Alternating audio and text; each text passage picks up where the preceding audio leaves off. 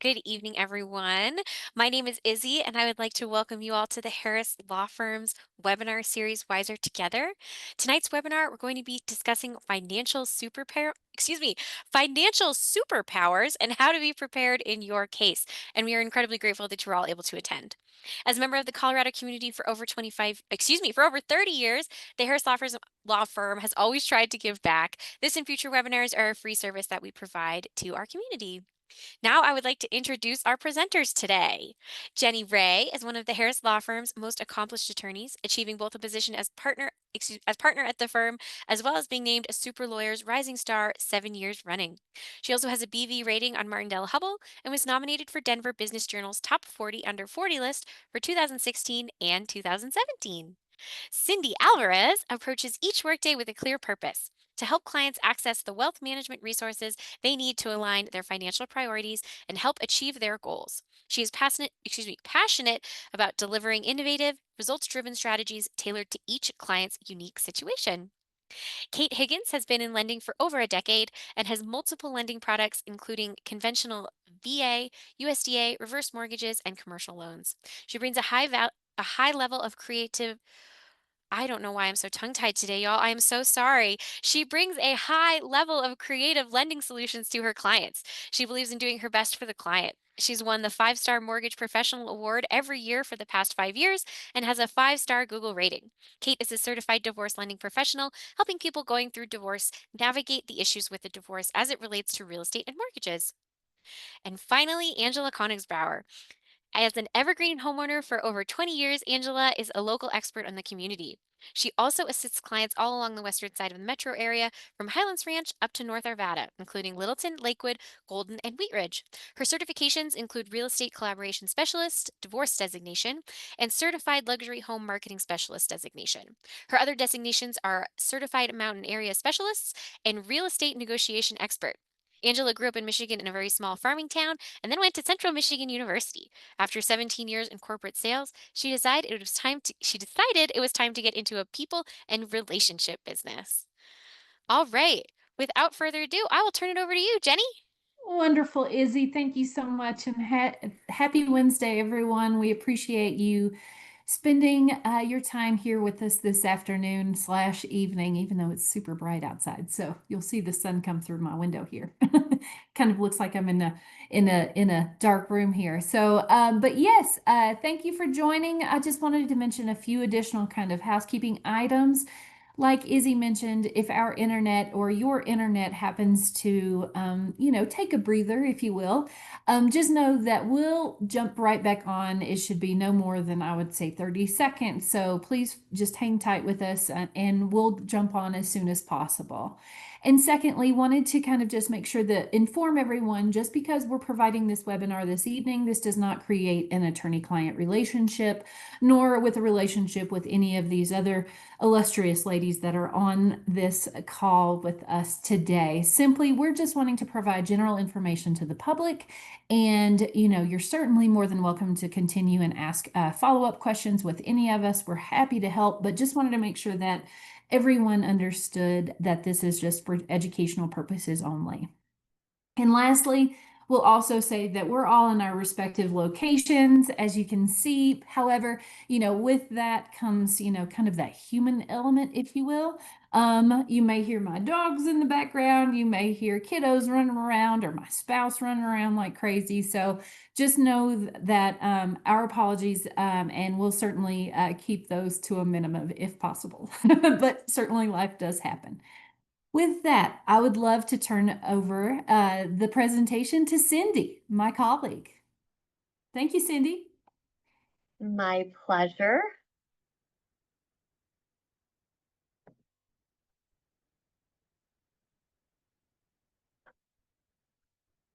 Okay, let's hope that that presentation is up.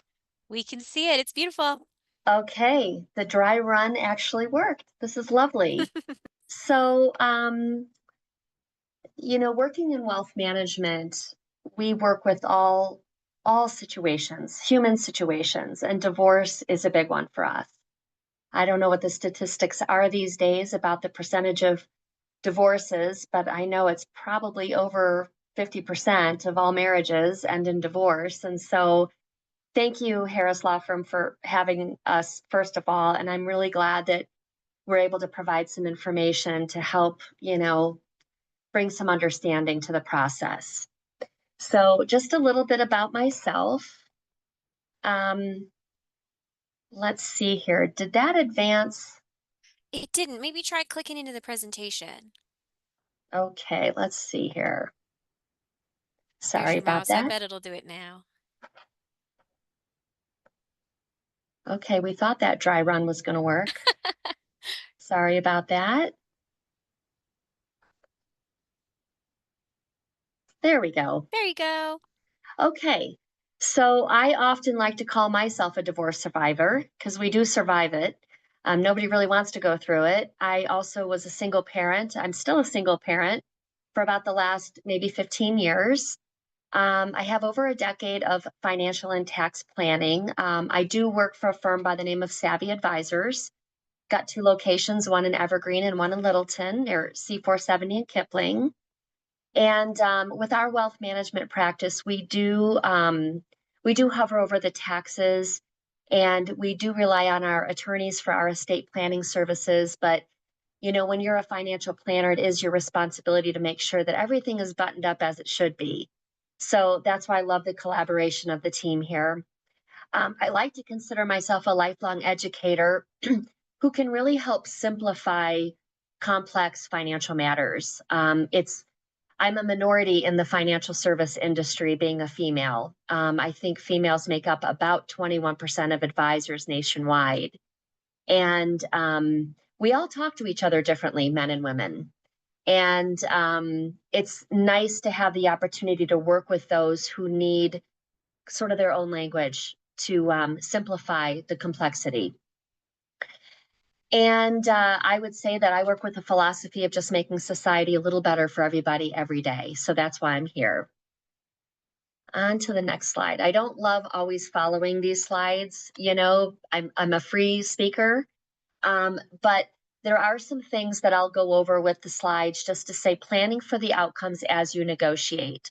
And with a divorce, there's two sides. And the idea ideally would be to come away with both spouses being okay. And if you've got kids, you want them to be okay. That creates the most peaceful outcomes for everybody. And there's questions that, you need to ask yourself as you plan for divorce. And number one is, do you have the means to support your current lifestyle based on your income? Now, income is going to be your earned wages if you're still working. It could be pension income that kicks in later. It can be your Social Security benefits once you're eligible for Social Security. These are all the things that make up your income picture throughout your journey. And they all have to be weighed into your financial plan, both now and later. Then you have your expenses. You've got your fixed expenses, which are going to be, your car insurance, your cell phones, your mortgage, we have to put food on the table. Yes, some of us can live on a ramen noodle diet and some don't want to. Those would be your discretionary expenses. How often do you eat out? How often do you go clothes shopping? What is your Starbucks habit like? And so when you evaluate your expenses as you're looking at, a massive separation of the household, you want to look at what's going to be fixed for each of you and what's going to be discretionary for each of you. When you're looking at a plan outcome, you also want to factor in any maintenance payments or child support going in or coming out of your income. And I know that Kate will probably talk a little bit more about this, but even when it comes to deciding who's going to stay in the home, who's going to assume the mortgage, there's a three-year rule on maintenance and child support payments where if you're only going to get child support for 18 months, it can't be counted as your income, for your mortgage application. And so as a financial planner, these are the things that we look at in planning. Another question you want to ask yourself is who's going to stay in the primary residence Can the one leaving afford to live outside the primary residence? And the one staying, can they buy out their spouse? And so that can be modeled out through cash flow analysis and planning. Another question is, what do you own both jointly and individually? I won't get into the weeds of this. This is more of Jenny's arena, but there's rules around inheritance. What doesn't get separated with a divorce? And it can get complicated. So that's why having a good team is going to matter, because we really do work together and look at everything. And will this impact my future retirement? Those that are divorcing at a younger age and they still have a long journey of wealth accumulation, maybe it's not as big of a deal, but some might already be in retirement, or some maybe within 5 years of retirement. And if you're separating IRAs or 401ks, it's really going to impact what your retirement lifestyle could look like. So these are just some of the things that I wanted to raise some awareness on when it comes to thinking about what the journey of divorce is going to look like and you're figuring out the finances. This slide, I'm not going to go over in detail. It's just steps of the financial planning process. Understand your finances, identify your goals and expectations, analyze a course of action, develop a plan, review the plan before you execute it, and then you always monitor your plan. We all know that life throws us a curveball. I've seen illnesses happen. I've seen a loss of a family member after a divorce. That plan should always track with you throughout your journey. And Cindy, This, before you jump into this slide, I just yeah, wanted to chat on one item.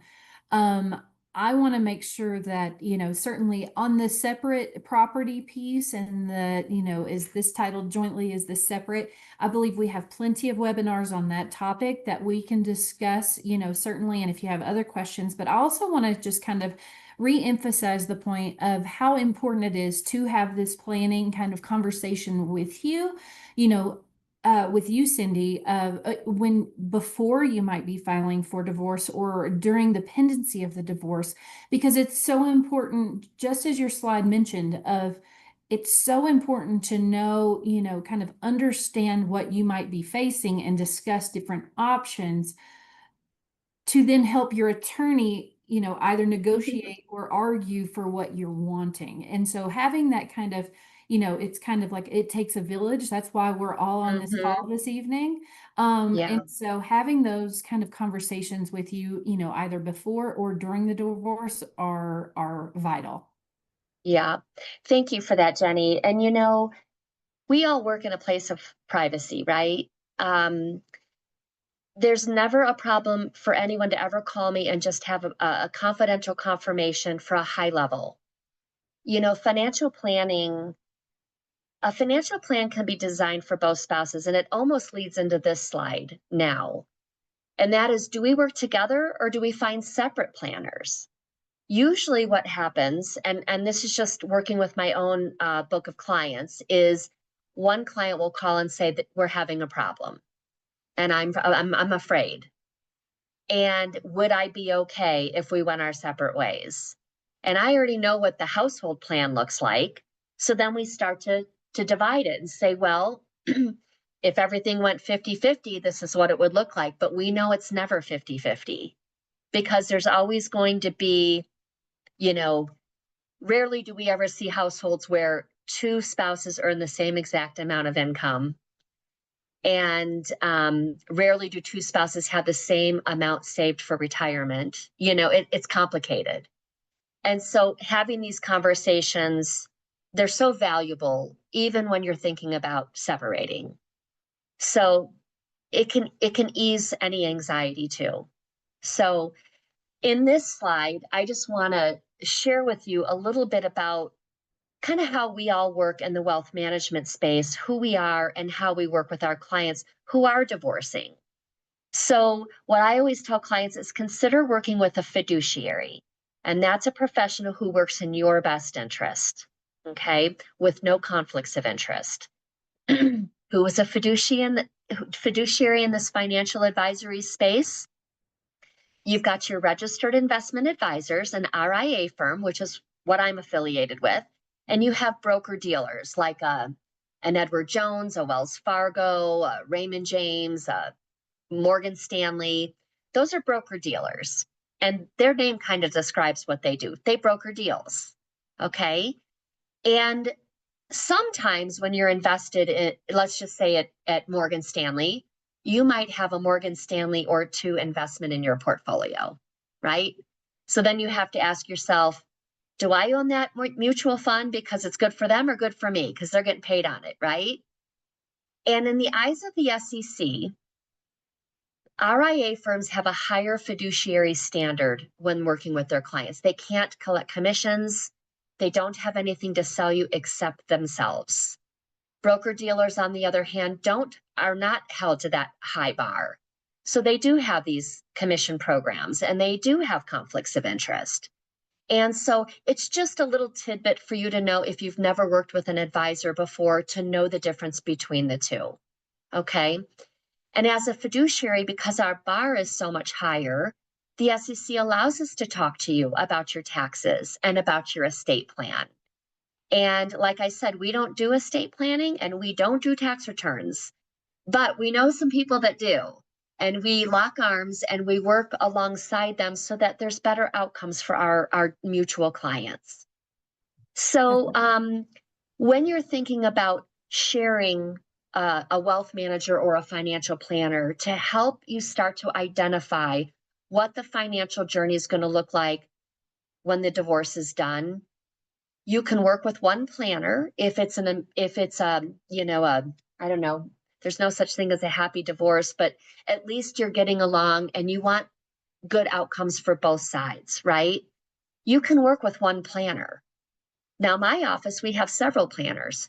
So sometimes we'll have one of the men in the office work with the male spouse, and we'll have a woman working with the female spouse. And we come together and we work on the outcomes of the plan to make sure that whatever we design for you, both are going to be okay. So nobody's running out of money before the end of life. And then we take that and we hand it over to the attorney.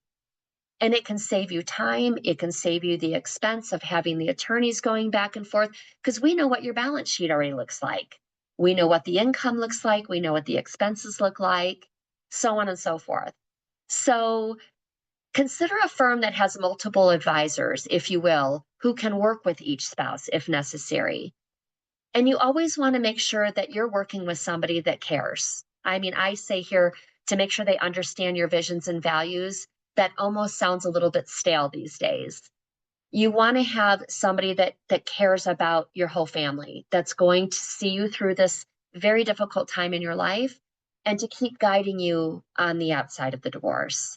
So that is that slide. I don't think I have too many more for the sake of time. Oops, did I really just do that? Okay. So what follows planning and divorce? I just have to move my screen down a little bit. Take an inventory of your assets and your debts following the divorce. That just means what is your balance sheet going to look like after the divorce? And then we start establishing a new plan ahead. Have a plan to save for your own retirement. I often get clients that make college savings the most important thing for their kids, when they really need to be looking out for themselves first, to make sure that you're not working until age 70 or 75. And then we address the kids' college later. You always want to make sure that you update your estate plan, all of your beneficiaries, your powers of attorney. That is something that gets overlooked frequently. Sometimes there's an insurance policy out there that we've forgotten about. So you want to make sure that those get updated. And if you work with a planner, a fiduciary, it's really their responsibility to hover and make sure that you're dotting the I's and crossing the T's. So, and then the last thing is just to learn a little bit more about how your investments can work for you. You know, some people, I would say some investors are aggressive. They just want to own all the magnificent 7 stocks out there, and they're just going to ride the wave of the stock market. And other investors want income from their portfolio. And there's different investments that will satisfy growth and income and then support you in retirement. So it's important to also work with somebody who's going to educate you along the way. And let me look at my last slide here. So a few tips as you go. Think of budgeting as less about numbers and more about personal awareness. Sometimes we don't know what we spend. I will just tell you a quick story about cash flow planning. We always get the income, we always get the expenses, we get the savings all outlined, and there's usually either a big deficit at the end of the year or there's a big net cash flow at the end of the year.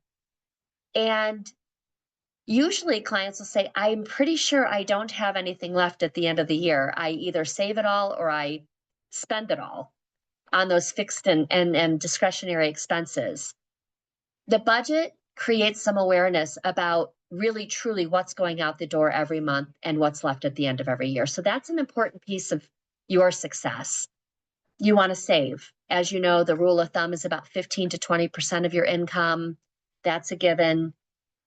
The need to invest, it can be compared to our need to exercise.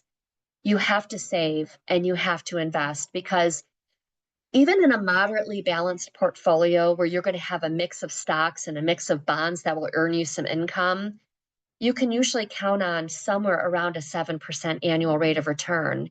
If your money sits in the bank account earning 0.015%, that doesn't even keep up with the rate of inflation.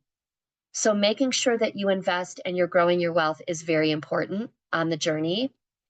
And make sure that you have some insurance. I'm not here to sell insurance. I don't even sell insurance. But you want to make sure that you've got something that's going to carry you in the event you do remarry, there's an early death.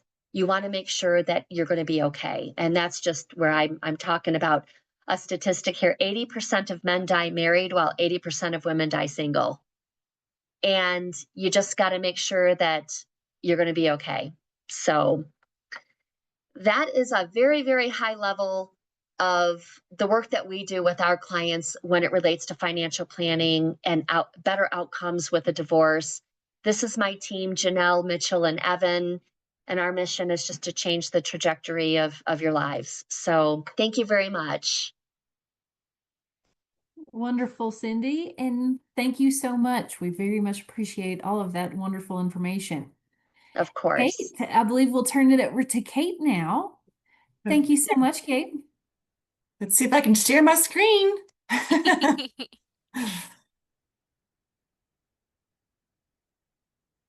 Okay. Looks perfect. Perfect. So I got a little bit of an introduction already, but I've been in the mortgage business, as Izzy said, since 2012 and helped buyers navigate the intricacies of buying, refinancing, or doing reverse mortgages. And I've worked with those who've been going through a divorce as long as I've been doing mortgages. But in 2022, I got my CDLP, which is a Certified Divorce Lending Professional certification, because there's a lot of other things to take into consideration. A CDLP works with attorneys, financial planners, mediators, and the divorcing families to compile financial data and to work with the client to create mortgage opportunities that best meet the home equity solutions and the needs of the family. And Cindy kind of talked a little bit about that. You have kids or people that don't have kids, you got to figure out what the best strategy is for that house. Divorce mortgage planning is a holistic approach to the process of evaluating mortgage options in the context and overall financial objectives as they relate to divorcing situations. The role of a CDLP is to help integrate the mortgage selected into the overall long and short-term financial investment goals. Again, that's where you bring in your financial planner as well. What are the short-term and long-term goals? To help minimize the taxes and minimize interest expense and maximize cash flow. Because we don't want you to get into this house or have to buy out a spouse and just be totally house poor. And our mission is to help the divorcing homeowners make informed decisions regarding their home equity and mortgage financing opportunities during and after the divorce. So just to be clear, as Jenny kind of it said in the beginning, a CDLP does not give tax advice or legal advice. I'll leave those to the people like Jenny for legal and tax for your accountant. So there are 4 phases for divorce mortgage planning: vetting the house, qualifying the income, consumer debt analysis, and home equity solutions. And we have to look at all of those different phases and kind of put them all together. Vetting the house, the vetting process of the house and other real property goes beyond determining whether it's marital and non-marital. It's whether it's home ownership, tax status, the value, the equity value. We need to determine and examine the details of the property, because not only are the elements vital to you, but the details of the real property may determine whether or not you can get mortgage financing. And we also have to analyze the different types of qualifying income, including employment, your or spousal support, child support, no income, and how we can determine and create ways to maybe get that income for you. And how is the marital or individual debt going to be divided? We need to be sure to look at that and put that into the settlement agreement properly. And then last, the home equity solutions. We're looking at what is the best way, if you're going to buy out the spouse, if you have debt to pay off, how we can best structure that. And we'll look at that a little bit, just a little bit later. So let's dive in a little bit more detailed of these 4 phases. The first phase is vetting the house. We need to look at, number one, what is it worth? And you can get that from a couple different ways. You can get an appraisal, and then you can also get what they call a CMA, which is a comparative market analysis that a real estate agent can do for you. And some people just go online and look at different websites. It doesn't give you an exact thing, but if you're just trying to get a target area of what your house is worth, you can kind of get an idea. One thing to note, that if you do get an appraisal, your lender is going to require you to get an appraisal if you're going to do a refinance. So at some point, you're going to have to probably get an appraisal through the lender as well. Property ownership, that's kind of important, because with property ownership, you need to know how long has someone been on title. That can affect whether or not you're able to get financing. So need to see if they're on title already, see who's on there. And then lastly, we need to look at the mortgage profile. What is the balance of it? What is your equity left in there? And what do your payments look like? Next is qualifying income. It's not just income, because the word qualifying is critical. If you look at employment income, it's not there's a lot of different things to consider. In lending, we have to have, if you're going to be part-time, we need to see 2 years of part-time to be able to use that income. I just had somebody that had just started a new job, and she's literally had it for 2 years, or no, I'm like 2 months. And it also includes commission. Well, we can't use commission income if it hasn't been, there for a stability of probably it's usually two years that we look for commission income, and so we can average it. So, and then she also had a second business that she's had for years, but she just started a new job. So we can't use both of them, because they want to see that you can actually handle 2 jobs that in the same thing. So we couldn't use her old income because it wasn't as much as the new income that was W-2 income. So there's lots of things to consider when you're looking at employment income and what's qualifying. In terms of support income, Cindy touched on that just a little bit, that we're looking for receipt of 6 months. So you have to have 6 months receipt that's court ordered, and it has to last for 3 years after your loan closes. So a lot of times we'll see it doesn't quite make that. Same thing with child support. And child support, usually it ends at a certain age, and that's it. So if it's gonna end in 2 years, we can't include that. So it's real important to know that we have documentation and receipt guidelines that we have to follow. And Kate, Another if I thing, can jump in real quick on this yeah, too, absolutely. because it's just so important. So something to consider if you are going to court, or or you're planning on attempting to refinance the mortgage into your own name. is to, if you're asking the court as part of your final orders or even temporary orders, for the ability to, basically refinance, give you some time to be able to refinance.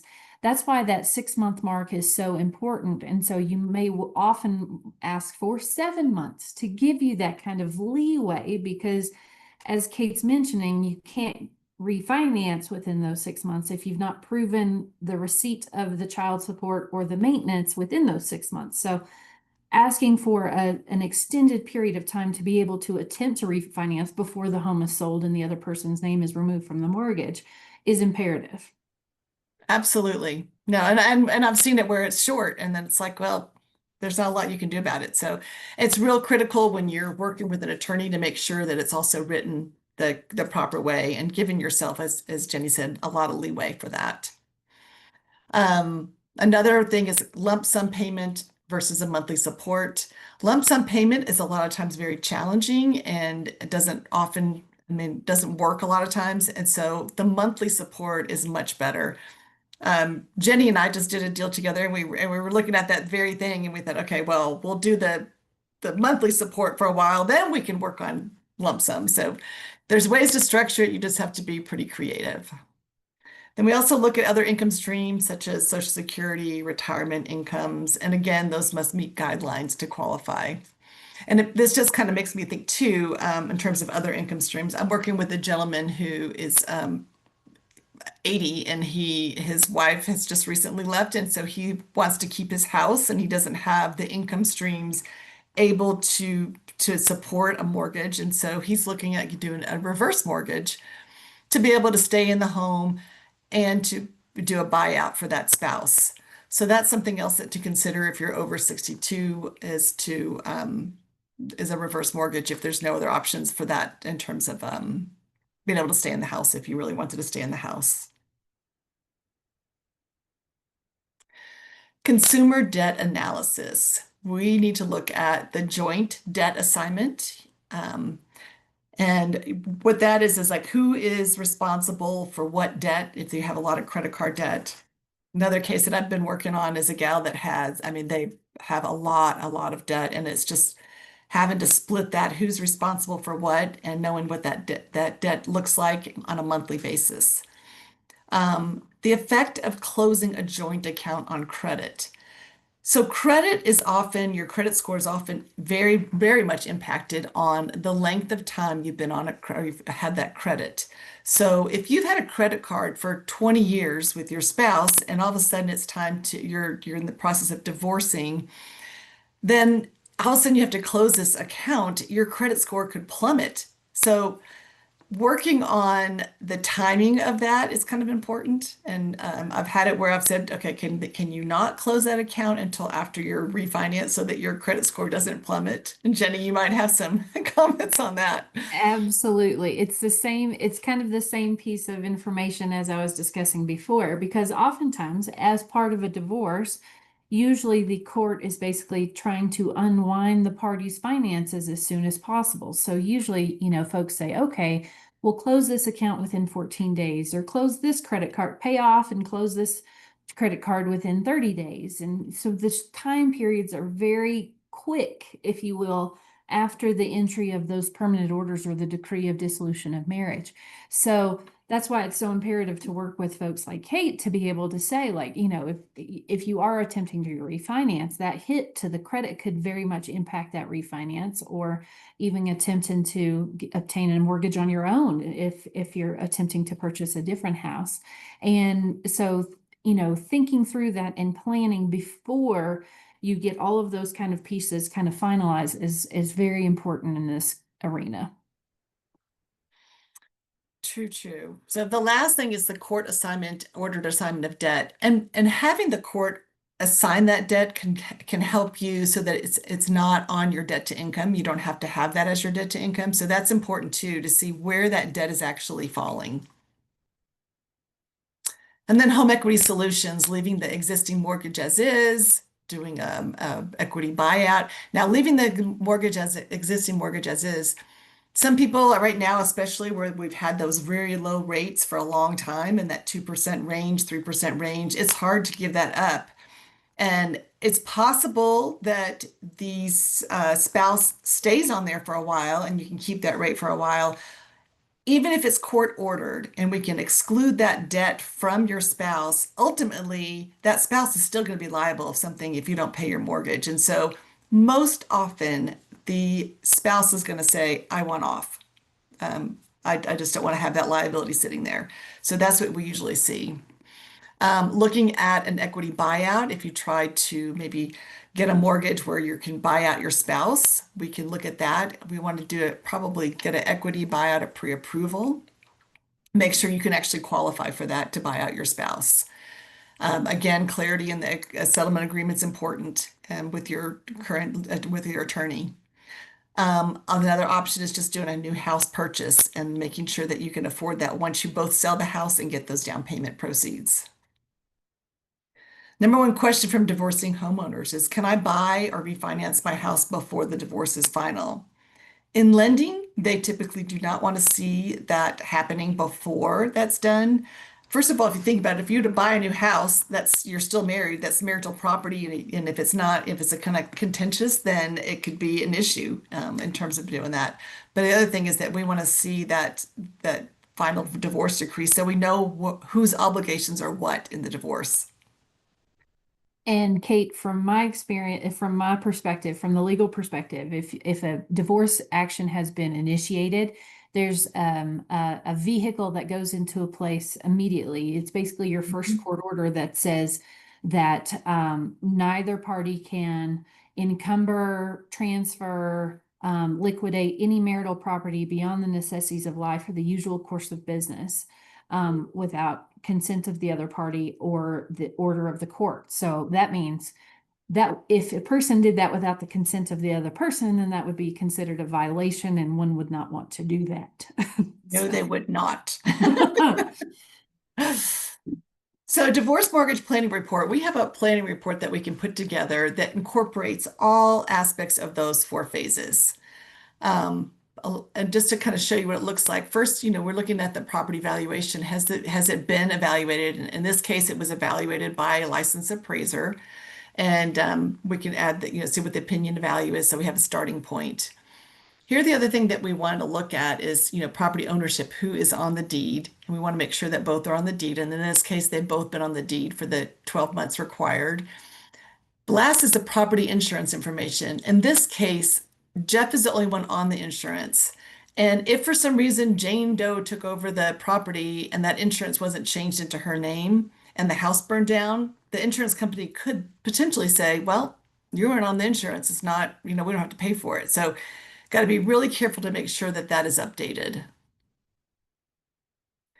Here you can just see that there's, who's on the mortgage. Now, in this case, it's just the spouse, Jeff, and you want to make sure that because and also the second lien in a position where there's a HELOC, we have to make sure to deal with that HELOC because you're going to end up having to close that just to be sure that it's not run up in the meantime, causing more debt.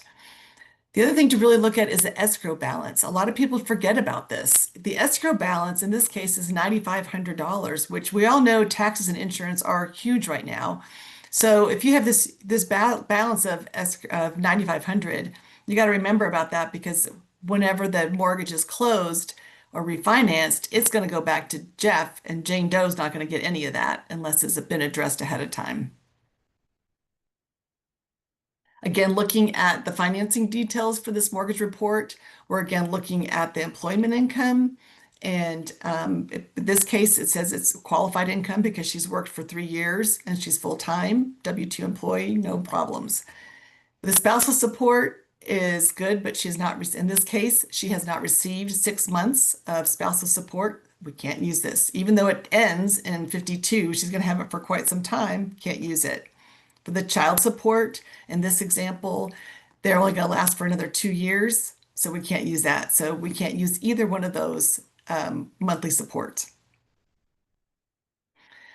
In this case, for the mortgage, the assignment of debt, here it just says they're going to have equal shares, unless it's actually specified in the divorce decree that the actual amount they're going to have to pay or the percentage.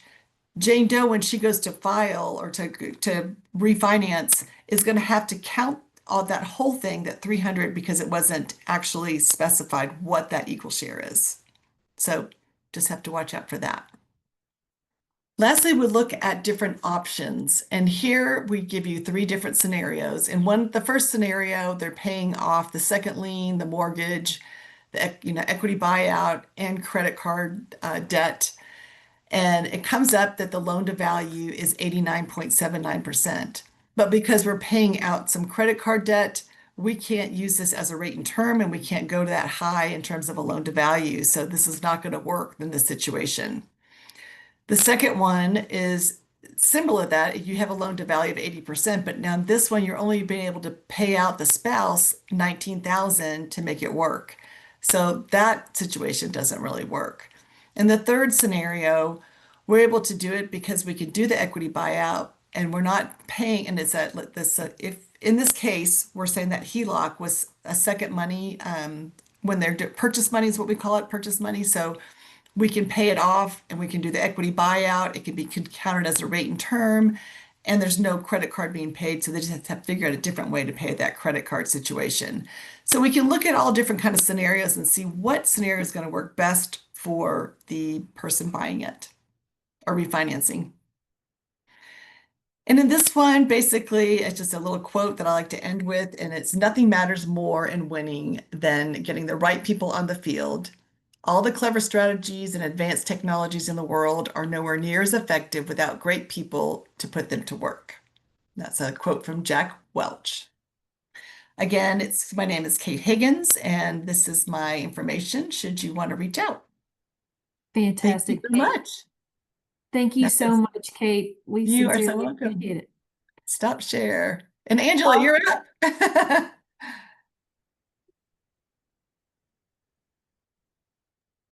And then, Angela, you are muted, unfortunately. We can't hear you yet.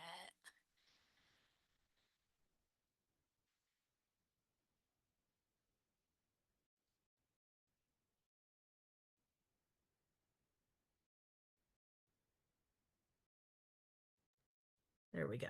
There we There go. you are. Yeah.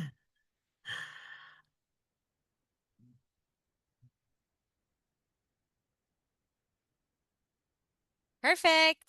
All right. Of course, I've been sitting here the whole time and my phone hasn't rung. And right when it's my turn, my phone starts ringing and it's just a distraction. So I Of apologize for course. that. Well, hello, everybody. I'm Angela. I am a realtor and I'm also a real estate collaboration specialist in divorce.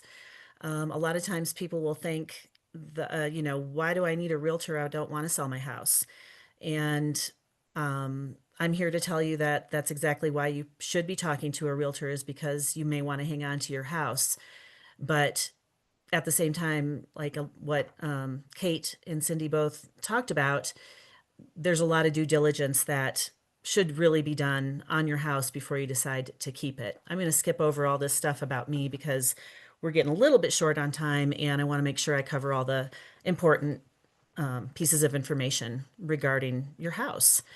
So the biggest question is, is it the best course of action? It is a lot of people's largest asset.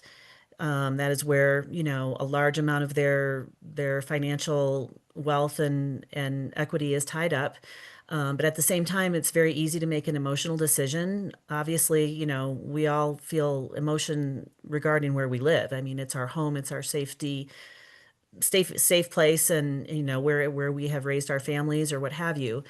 So it can be very easy to get caught up in the emotions of that and feel like you want to keep the house from an emotional perspective, but doing the due diligence on it will help you take a step back from that emotion and look at it truly as what it is, which is truly a business decision. I mean, you need to look at your financial, overall situation, which is what we've been talking about the whole time that we've been on this call, and recognize that this house represents a lot more than the emotional side of it. It's a long-term decision as well, and it can have really big impacts on, how things go for you after the divorce is final.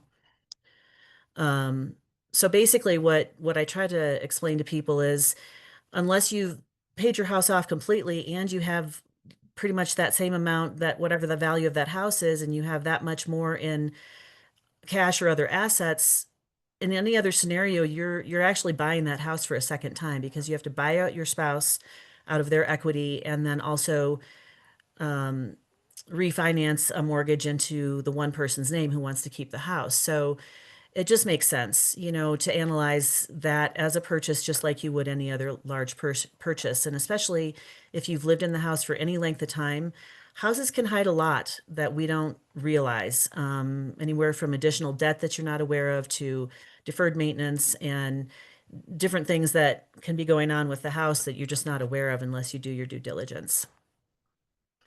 So the steps of due diligence, the same as when you go out to buy a new house. The first step would be to speak with a lender, a certified divorce lender, such as Kate, of course. I don't need to go over that since she gave you a really good layout and a plan on that. So that's step one. And can't emphasize that enough, is get a lender involved as well as a realtor early on in the process, just to help you make the best informed decision. The second step would be title research. And if you're going to do a refinance, there's going to be a title search done, but you may want to do that much earlier because there can be liens, there can be home equity loans, and there can be clouds on title that one person in the marriage may be aware of, but not the other.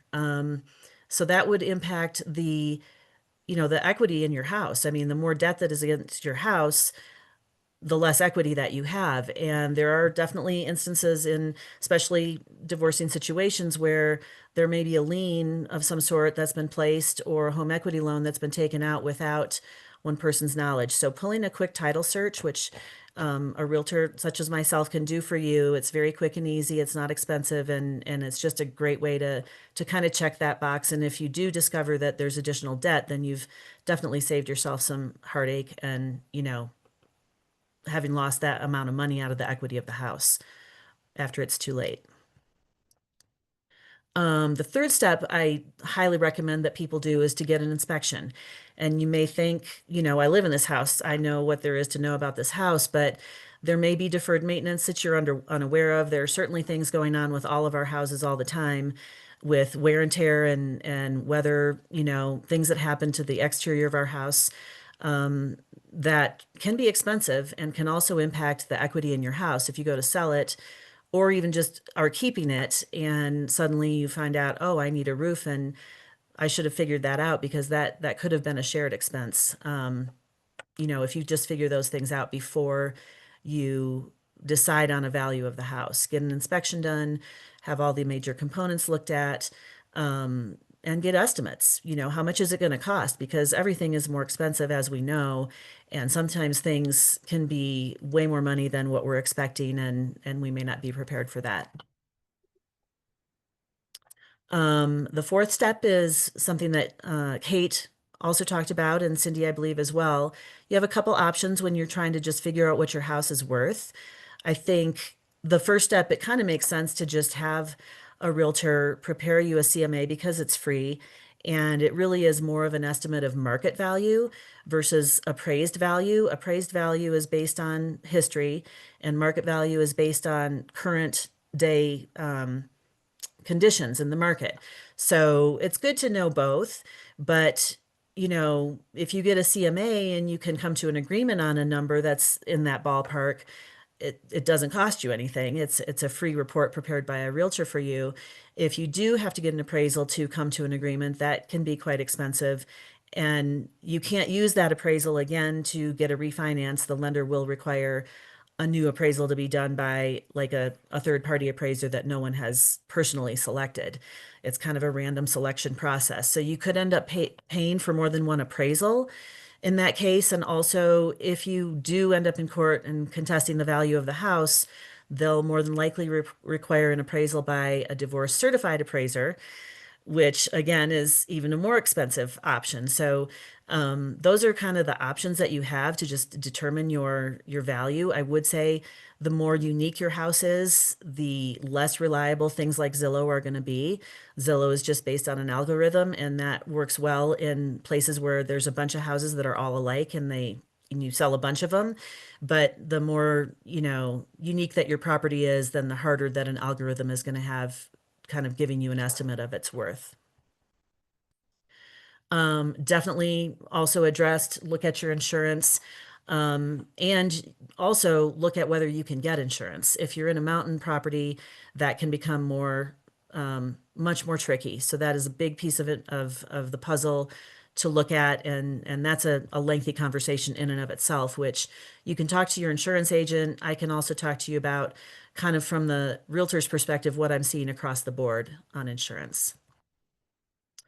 And then finally, just evaluating all those pieces of the puzzle, all of those different pieces of information of due diligence that you've collected, and then kind of, lay that out against the lifestyle that you want to have. Do you want to continue to live in that neighborhood or in that house, whatever that lifestyle kind of looks like? It's not just a house, it is your lifestyle, and whatever emotional ties or memories that you may have in addition to the maintenance and upkeep of a house. Is it a great house for a single person to take care of? And what are your long-term goals? That may make sense to look at a different kind of property. If you're in a single family home, maybe a townhouse makes sense as a single person. Those are all kind of things that you can just, consider as you're making your decision. And basically, back to my first slide again, which is, as a collaboration specialist, the point of what I do is to work together with the attorney and the lender and the financial planner and of course the client to gather that information and help you make the best decision about that major asset that you have. And sometimes the market conditions obviously can affect what you're deciding to do. Currently, we're in, I would say, a more balanced market than we've been in for at least the last 5 years. It is still a good time to sell. There is still, lots of buyers out there looking. However, buyers have more choices. And so your price and your condition of your home are more important than ever. Getting that pricing right out of the gate and doing as much as you can to prepare your house to make the best impression right out of the gate are super critical at this point in time. From the buyer's side of the coin, it's not a bad time to buy. I mean, people do have kind of a perception because rates are higher that it's not a great time to buy, but there are lots of different ways to get a lower interest rate, between negotiating seller concessions or looking at different programs that are available to help reduce that interest rate. So there are all kinds of ways to make it a more affordable option to actually get into a different home. So what I can do for you is to help you make the best decision first and foremost, whether you're, going to keep your house, sell it. I can help you sell it. I can help you buy a replacement home, and I can provide referrals and assistance on all of those pieces of due diligence that I recommended. One last thing is, if you're living in a home that does need some work, you feel like it should have some work done to it before you list it, we have a partnership with a company that will actually come in and project manage that, as well as cover the cost of all the whatever it is. It can be updates or it can be repairs or anything that really needs to be done. And then they just get paid at closing. So you don't have to come up with that money up front. And it can be, divided as decided in the decree once you close. I've used that in a couple of opportunities to help clients be able to sell their house and get a better price for it because they were able to fix the things or update the things that needed doing before they sold. So that is a really great option in some instances. And I'm happy to sit down and have a cup of coffee or come and take a look at your house and kind of just give you my opinion, my professional opinion on value and things that should be done to it. Or if it looks great, that's wonderful. And, that's good too. So all of my information is at the bottom of the screen. Would be, my honor to help any of you on the call or anybody else that you may know. And thank you. Fantastic, Angela. Thank you so much. And I can't tell you, for everyone on this call, Angela has actually helped one of my clients. We've certainly, again, working with Kate, working with Cindy, working with Angela has been a wonderful experience for myself. And that Curbio partnership was imperative in those types of situations. So very much appreciate all of you on this call. And Izzy, we'll turn it over to you. Well, with that, we would like to wish you all a good evening. We also will offer you a free consultation with one of our attorneys at the Harris Law Firm. You just have to call our offices to schedule that consultation and give them the code WISER together, and they will get you set up with that free consultation. Otherwise, we wish you an excellent Colorado Wednesday. We hope to see you at another WISER Together webinar. Have a good evening, Thank you. everyone.